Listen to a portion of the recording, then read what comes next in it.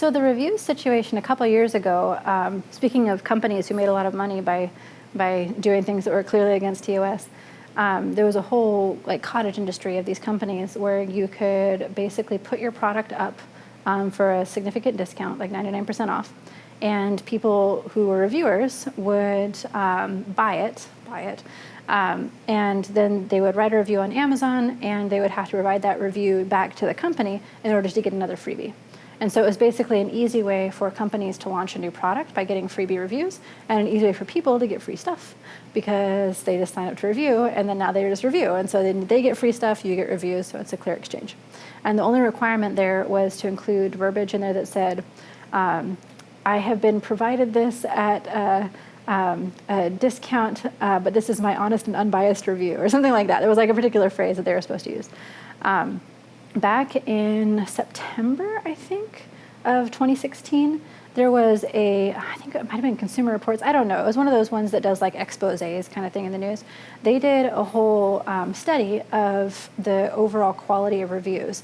And what they found was any reviews that had that kind of phrasing, but my honest and unbiased opinion, that kind of phrasing, were on average about, I think it was 0.2 or 0.3 star ratings higher than the unbiased reviews. So really they were biased. And it wasn't because people were trying to be biased. I think they were giving a real unbiased opinion in their mind. But the fact is, when you get something for free, you're automatically going to be happier about it because it's free. It makes you feel happy.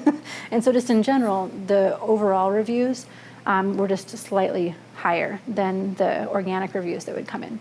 And so Amazon, this was a big kind of black eye, and people really trust reviews on Amazon. It was really important. And so Amazon said, no more, all done. They got rid of a bunch of them at that point, of the ones that had that language in it, and said no more. A bunch of people got suspended at that time for continuing to use the services. And then what they did was they got smarter about it. Instead of continuing to use the services, they switched over to different ways of getting these reviews.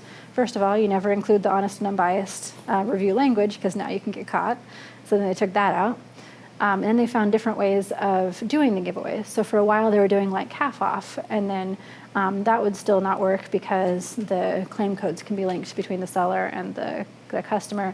Giveaways, I just don't know how people are doing giveaways because it's clearly 99% off. It just like seems really risky to me. But then what people started doing is trying to reimburse off of Amazon. So there were some really dumb sellers who gave Amazon gift certificates to people who would do reviews. And it's like, you don't think they can see who redeemed the gift certificate? Like, you think they're dumb? I don't think they're that dumb.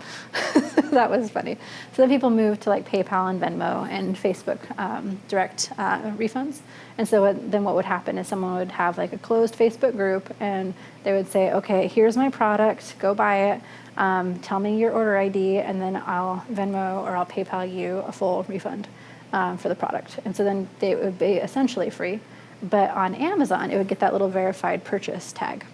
And so that was obviously problematic. And so Amazon's been going through this whole time, they've been building out a whole system for this. It's actually really cool. We used to do a lot of this for fraud, and so I'm familiar with how it works for fraud, so I can kind of extrapolate how they're doing this in the community side. And everything at Amazon is algorithmic, right? How often people click is how often things vend in the search results. If you would suddenly bought 3 flat screen televisions when you'd only ever bought used books, then obviously that's going to flag a fraud alert. And so anything that's outside of the norm, anything that's outside of a model will get flagged. So they did the same thing in community, because we've had multiple clients who have come to us saying, hey, something went wrong with my reviews. And it's because something was off with the algorithm. It wasn't the right standard distribution or something like that. And so they got investigated.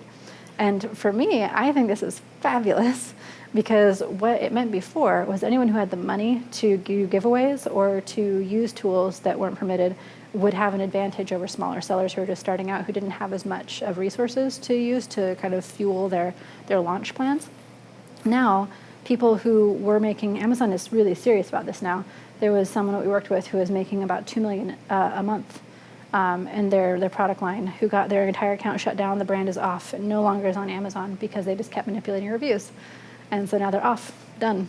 And so everyone else who's in that whole niche who knew them is like super careful now, because all you've got to do is crucify one as an example. And everyone else falls in line. And that's what's happening, is it's gotten so strict, which is the way it should be, because there are a lot of cheaters.